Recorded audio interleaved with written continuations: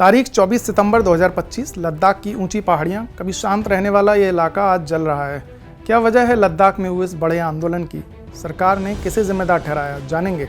ये भी जानेंगे कभी मैदान पर लड़ा जाने वाला भारत पाकिस्तान का क्रिकेट मैच अब आईसीसी की अदालत में क्यों पहुंच गया। बात करेंगे एक ऐसी घटना की जिसने पूरी इंसानियत को शर्मसार कर दिया। कैसे एक अयूब खान नाम का शख्स कब्रों से महिलाओं को निकालकर उनके साथ घिनौनी हरकत करता था। इसके अलावा बात करेंगे अमेरिका के H-1B वीज़ा को लेकर भी, और आखिर में बात करेंगे भारत के उस भरोसेमंद फाइटर जेट के बारे में जो अब रिटायर हो रहा है। इन सभी टॉपिक्स पर बात होगी आज के एपिसोड में। नमस्कार, मेरा नाम है दीपेंद्र और आप देख रहे हैं आज का जिस्ट। एक ऐसा इलाका जिसे दुनिया के नक्शे पर सबसे खूबसूरत जगहों में गिना जाता है। बर्फीली पहाड़ियाँ, नीले आसमान में बादलों के टुकड़े और उसके नीचे एक ऐसी संस्कृति जो अलग ही है। यही लद्दाख आज जल रहा है। 24 सितंबर को इस तस्वीर के पीछे गुस्से की आग थी। वो गुस्सा जो कई सालों से धीरे धीरे पनप रहा था और अब अचानक सड़कों पर फूट पड़ा। लेह में बीजेपी का दफ्तर जलाया गया, सीआरपीएफ की गाड़ियों को आग के हवाले कर दिया गया, पुलिस और भीड़ आमने सामने आ गई, गोलियां चली, 4 लोग मारे गए, 60 से ज़्यादा लोग घायल हो गए और कर्फ्यू लगा दिया गया। लेकिन ऐसा हुआ क्यों? आज बात उसी पर करेंगे। ये सब अचानक नहीं हुआ। साल 2019 में जम्मू कश्मीर से आर्टिकल 370 हटाया गया। राज्य को 2 हिस्सों में बांटा गया, लद्दाख और जम्मू कश्मीर। तब लद्दाख के लोग जश्न मना रहे थे। उनका मानना था या उनको ऐसा लग रहा था कि अलग केंद्र शासित प्रदेश बनने से उनकी ज़मीन, संस्कृति और रोजगार पर पकड़ उनकी होगी। लेकिन ऐसा हुआ नहीं। जम्मू कश्मीर को जहां विधानसभा और राज्य का दर्जा देने का वादा किया गया, वहीं लद्दाख को एक केंद्र शासित प्रदेश तक ही सीमित रखा गया। या यूं कहें कि लद्दाख को पूर्ण राज्य बनाने की बात ही नहीं हुई। 5 साल बीत गए। लोगों का कहना है कि इन सालों में नौकरियां कम होती गईं। जो भी सरकारी भर्ती निकलती वो या तो बाहर के लोग ले जाते या फिर नियम बदल जाते।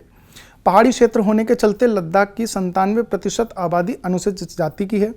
लोगों को डर था कि अगर संविधान की 6ठी अनुसूची में जगह नहीं मिली तो ज़मीन और संसाधनों पर बाहर के लोगों का कब्जा हो जाएगा। 6ठी अनुसूची मतलब ज़मीन, जंगल और संसाधनों पर खुद का कानून बनाने का अधिकार। ये हक अभी असम, मेघालय, त्रिपुरा और मिजोरम जैसे राज्यों को मिला हुआ है और आमतौर पर पहाड़ी राज्यों को ऐसा हक दिया जाता है ताकि इन क्षेत्रों में कम से कम बाहरी कब्जा हो। इसी को लेकर लद्दाख के लोग लंबे समय से आवाज़ उठा रहे थे।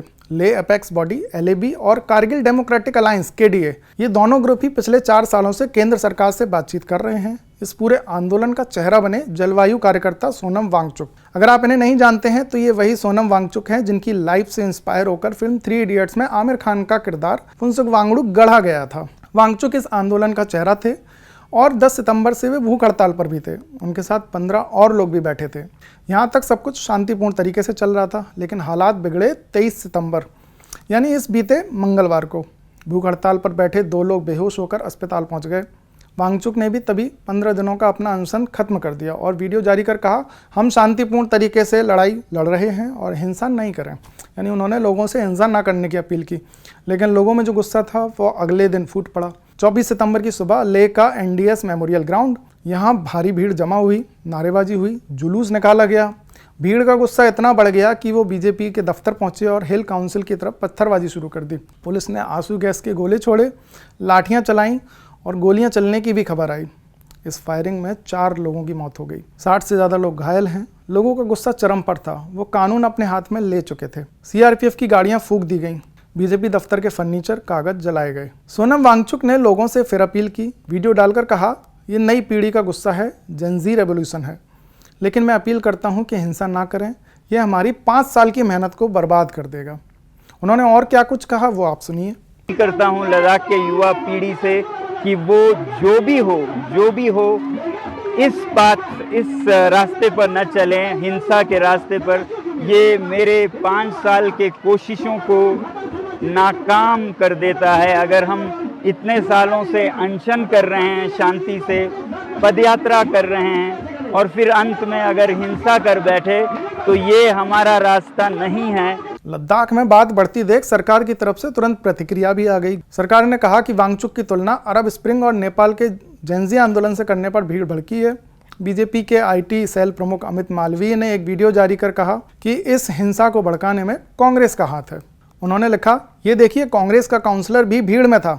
उधर कांग्रेस से जुड़े अकाउंट्स ने लिखा कि जेनजी युवाओं ने बीजेपी को ग्राउंड पर रियलिटी चेक दे दिया। 24 सितंबर की हिंसा देखते हुए प्रशासन ने बीएनएसएस की धारा 163 लगाई, यानी 5 लोग एक जगह पर खड़े नहीं रह सकते। वार्षिक लद्दाख फेस्टिवल का आखिरी दिन भी रद्द कर दिया गया। सरकार सोनम वांगचुक को इस हिंसा का जिम्मेदार ठहरा रही है। सरकार ने इसको लेकर क्या कुछ कहा वो जान लीजिए।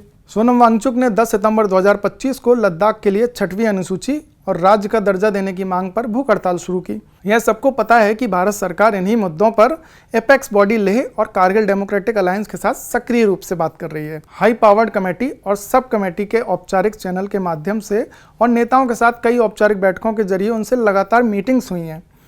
इस प्रक्रिया से लद्दाख की अनुसूचित जाति के लिए आरक्षण 45% से बढ़ाकर 84% किया गया है। काउंसिल में 1/3 महिलाओं के लिए भी आरक्षण दिया गया है और भोटी और पुर्गी इन 2 भाषाओं को आधिकारिक भाषा घोषित किया गया। इसी प्रक्रिया में 1800 पदों पर भर्ती भी शुरू की गई।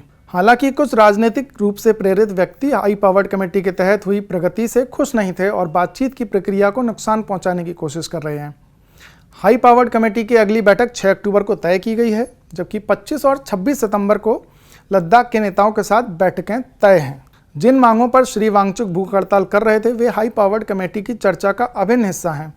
कई नेताओं द्वारा भूख हड़ताल खत्म करने की अपील करने के बावजूद उन्होंने भूख हड़ताल जारी रखी और लोगों को अरब स्प्रिंग जैसे आंदोलन और नेपाल में जनजी विरोध का हवाला देकर भड़काया।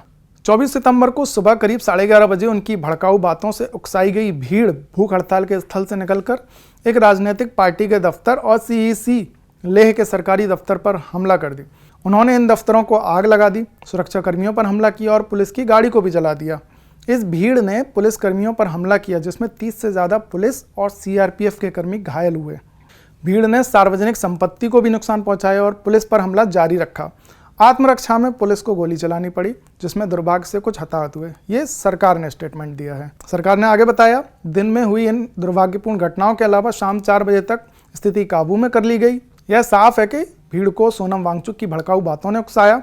हिंसक घटनाओं के बीच उन्होंने अपवाद तोड़ा और बिना स्थिति को काबू किए एम्बुलेंस से अपने गांव चले गए। सरकार लद्दाख के लोगों की आकांक्षाओं और पर्याप्त संवैधानिक सुरक्षा प्रदान करने के लिए प्रतिबद्ध है। यह भी अनुरोध किया जाता है कि लोग मीडिया और सोशल मीडिया में पुराने और भड़काऊ वीडियो ना फैलाएं। ये सारा सरकार ने लद्दाख को लेकर कहा है। फिलहाल लद्दाख में सन्नाटा है और सन्नाटे में एक उम्मीद है। उम्मीद कुछ ज़्यादा ना सही, बस उतना पाने की जिन्हें सरकार बेसिक अम्यूनिटीज़ कहती है, जैसे अच्छी शिक्षा और रोजगार। लद्दाख के लोगों की मांग है कि पूर्ण राज्य का दर्जा मिले और 6ठी अनुसूची में शामिल हो। इन्हीं को लेकर 6 अक्टूबर को एक मीटिंग है। सबकी निगाहें फिलहाल इसी मीटिंग पर टिकी हुई हैं। अगली खबर भारत पाकिस्तान के मैच से जुड़ी है। क्रिकेट के मैदान पर भारत और पाकिस्तान की दुश्मनी कोई नई बात नहीं, लेकिन इस बार मामला मैदान से निकलकर आईसीसी यानी इंटरनेशनल क्रिकेट काउंसिल तक पहुंच गया है। एशिया कप 2025 के सुपर 4 मैच में हुई कुछ हरकतों को लेकर भारतीय क्रिकेट कंट्रोल बोर्ड यानी बीसीसीआई और पाकिस्तान का पीसीबी एक दूसरे के खिलाफ शिकायत दर्ज कर रहे हैं। पहले बात करते हैं बीसीसीआई की। बीसीसीआई पाकिस्तान के 2 खिलाड़ी हारिस रऊफ और साहिबजादा फरहान के खिलाफ आईसीसी में शिकायत दर्ज करा चुका है।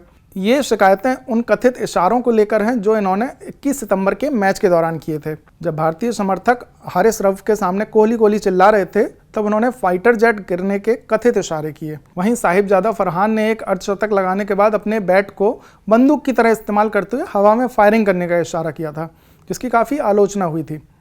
दूसरी तरफ पाकिस्तान क्रिकेट बोर्ड ने भी पलटवार करते हुए भारतीय टीम के कप्तान सूर्य कुमार यादव के खिलाफ शिकायत दर्ज कराई है। पाकिस्तान का आरोप है कि सूर्य कुमार यादव ने 14 सितंबर के मैच के बाद राजनीतिक बयान दिया था। सूर्य कुमार ने उस मैच की जीत को पहलगाम में हुए आतंकी हमले के पीड़ितों और भारतीय सेना को समर्पित किया था।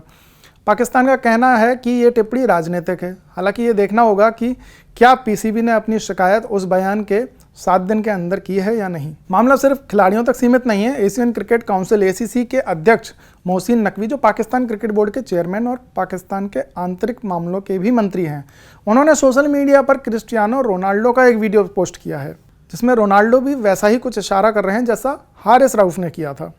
फिलहाल ये मामला आईसीसी के पास है। हारिस रऊफ और साहिबजादा फरहान को आईसीसी की सुनवाई में अपने इशारों के बारे में सफाई देनी होगी। अगर आईसीसी उनकी सफाई से संतुष्ट नहीं होता है तो उनके खिलाफ बड़ी कार्रवाई की जा सकती है। अब अगली खबर मध्य प्रदेश के खंडवा से है। मध्य प्रदेश के खंडवा शहर में इंसानियत को शर्मसार करने वाला एक मामला सामने आया है। यहाँ पुलिस ने एक शख्स को गिरफ्तार किया है जो कब्रिस्तान जाकर महिलाओं की कब्रों को खोदता था और उनके शवों के साथ छेड़छाड़ करता था। इस घटना का खुलासा तब हुआ जब 2 दिन पहले दफनाई गई एक महिला के परिजन कुछ धार्मिक रस्में पूरे करने के लिए कब्रिस्तान पहुंचे थे। कब्रों की हालत देखकर परिवार के लोग हैरान रह गए। उनकी कब्र पूरी तरह से खुली हुई थी। उन्होंने आसपास देखा तो एक और कब्र के साथ भी ऐसी ही हैवानियत की गई थी। तुरंत इस मामले की जानकारी पुलिस और कब्रिस्तान प्रबंधन कमेटी को दी गई। मामले की गंभीरता को देखते हुए पुलिस ने कब्रिस्तान में लगे सीसीटीवी फुटेज खंगालनी शुरू की। ये कैमरे कुछ समय पहले ही लगाए गए थे क्योंकि पहले भी इस तरह की घटनाएं हो चुकी थी। फुटेज में जो नजर आया वो रोंगटे खड़े कर देने वाला था। अमावस की एक रात एक शख्स पूरी तरह निर्वस्त्र होकर कब्रों की तरफ बढ़ता दिखाई दिया। उसने एक कैमरे को देखकर उसे ढकने की भी कोशिश की, लेकिन उसकी यह हरकत दूसरे कैमरे में कैद हो गई। दिन की फुटेज में भी वही शख्स कब्रों के पास रैकी करता नजर आया। पुलिस ने सीसीटीवी फुटेज में दिख रहे शख्स की पहचान की है। वह 50 साल का अयूब खान था, जो जावर के मुंदवाड़ा गांव का रहने वाला है। अयूब कोई आम शख्स नहीं है, बल्कि उसका एक लंबा आपराधिक रिकॉर्ड रहा है। पुलिस के रिकॉर्ड में वह एक निगरानीशुदा बदमाश के तौर पर दर्ज है।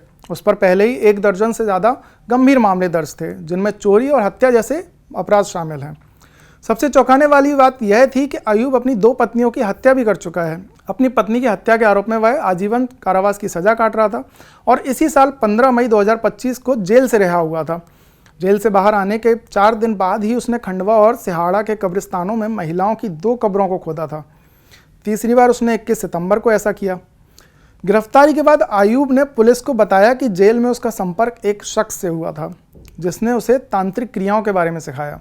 अयूब के मुताबिक उसने यह सब अपनी शक्तियां बढ़ाने के लिए किया था। पुलिस ने अयूब के खिलाफ धार्मिक भावनाओं को ठेस पहुंचाने का मामला दर्ज किया है और उस पर राष्ट्रीय सुरक्षा कानून यानी NSA के तहत भी कार्रवाई करने की तैयारी की जा रही है। अगली खबर अमेरिका के H-1B वीज़ा से जुड़ी है।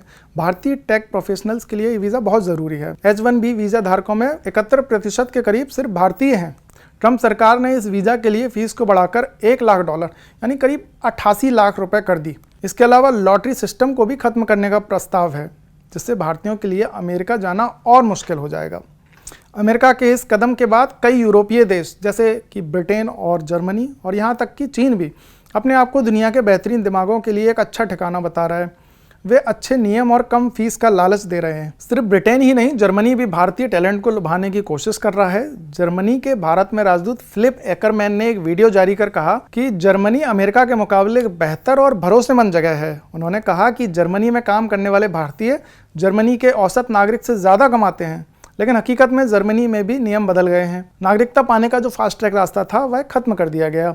अब लोगों को कम से कम 5 साल जर्मनी में रहना पड़ेगा, जबकि पहले ये समय 3 साल था। कनाडा भी, जिसे हमेशा से एक अच्छा देश माना जाता है भारतीयों के लिए, वहाँ भी हालात बदल रहे हैं। 2025 में यहाँ भी वर्क परमिट देने की संख्या में 50% की कमी आई है। कनाडा के प्रधानमंत्री मार्क कार्नी ने भी कहा है कि वे बाहर से आने वाले कामगारों के लिए नियमों को बदलेंगे। कुल मिलाकर अमेरिका के वीज़ा नियमों में बदलाव के बाद भारतीय प्रोफेशनल्स के लिए यूरोप का रास्ता भी उतना आसान नहीं है जितना लगता है। हर देश अपने फायदे देख रहा है और अपने नियम सख्त कर रहा है। आखिरी खबर इंडियन एयरफोर्स से जुड़ी है। भारतीय वायुसेना का एक पुराना जाबाज अब विदाई की तैयारी कर रहा है। 6 दशकों तक भारत के आसमान की हिफाजत करने वाला MiG-21 लड़ाकू विमान जल्द ही अपनी आखिरी उड़ान भरेगा। कभी भारतीय वायुसेना की रीढ़ की हड्डी माना जाने वाला ये विमान अब अपने से कहीं ज़्यादा ताकतवर और नए विमानों जैसे तेजस मार्क 2 और राफेल को अपनी जगह देगा। बात करें इतिहास की, 1963 में पहली बार MiG-21 ने भारत के आसमान में उड़ान भरी थी। तब किसी ने सोचा भी नहीं था कि ये विमान इतने लंबे समय तक हमारी सेवा करेगा। भारत सोवियत संघ यानी USSR के बाहर पहला ऐसा देश था जिसे यह सुपरसोनिक विमान मिला था। यह तेज था, सस्ता था और दुश्मनों को रोकने के लिए बिल्कुल सही था। भारत की सरकारी कंपनी HAL ने भी इसको बनाना शुरू किया था। कई पीढ़ियों के पायलटों के लिए MiG-21 को उड़ाना एक सपने के सच होने जैसा था। इसने 1965 के युद्ध में भी हिस्सा लिया, लेकिन 1971 के युद्ध में इसने अपनी असली ताकत दिखाई। उस युद्ध में MiG-21 ने न सिर्फ कई पाकिस्तानी विमानों को मार गिराया, बल्कि दुश्मन के इलाकों में घुसकर उनके ठिकाने भी तबाह किए। इसकी सबसे मशहूर जीत तब हुई जब इसने एक अत्याधुनिक अमेरिकी F-104 स्टार फाइटर को भी मार गिराया। इसके बाद भी यह लगातार भारतीय सेना का हिस्सा रहा। साल 2019 में विंग कमांडर अभिनंदन वर्तमान ने इसी MiG-21 से एक पाकिस्तानी F-16 को मार गिराकर एक बार फिर दुनिया को हैरान कर दिया था। एक पुराने विमान से नए और ताकतवर विमान को मार गिराना एक अद्भुत कारनामा माना जाता है। लेकिन हर योद्धा का एक कमज़ोर वक्त भी आता है। समय के साथ MiG-21 पुराना हो गया, और उसकी मरम्मत करना मुश्किल होने लगा। लगातार हुए हादसों की वजह से इसे उड़ता ताबूत जैसे दुखद नामों से भी पुकारा जाने लगा। कई पायलटों की जान गई जिसने इस पर सवाल खड़े किए। फिर भी वायुसेना के कई अधिकारी इसे भारत के आसमान का सच्चा रखवाला मानते हैं, जिसने तब हमारी रक्षा की जब हमारे पास कोई दूसरा विकल्प नहीं था। अब 26 सितंबर शुक्रवार को MiG-21 अपनी आखिरी उड़ान भरेगा। यह अपने पीछे गर्व और कुछ दुख भरी यादें भी छोड़ेगा। इसने भारत को युद्ध में जीत दिलाई, हजारों पायलटों को आसमान में उड़ना सिखाया और हमें सुपरसोनिक युग में पहुंचाया। साथ ही इसकी लंबी सेवा यह भी याद दिलाती है कि भारत को अपनी वायुसेना को आधुनिक बनाने में कितनी चुनौतियों का सामना करना पड़ा। आज का जिस्ट के इस एपिसोड में फिलहाल इतना ही। आपको ये एपिसोड कैसा लगा हमें कमेंट करके ज़रूर बताएं और ये भी बताइएगा कि हम अपने शो में और क्या बदलाव कर सकते हैं। बने रहिए जिस्ट के साथ। शुक्रिया।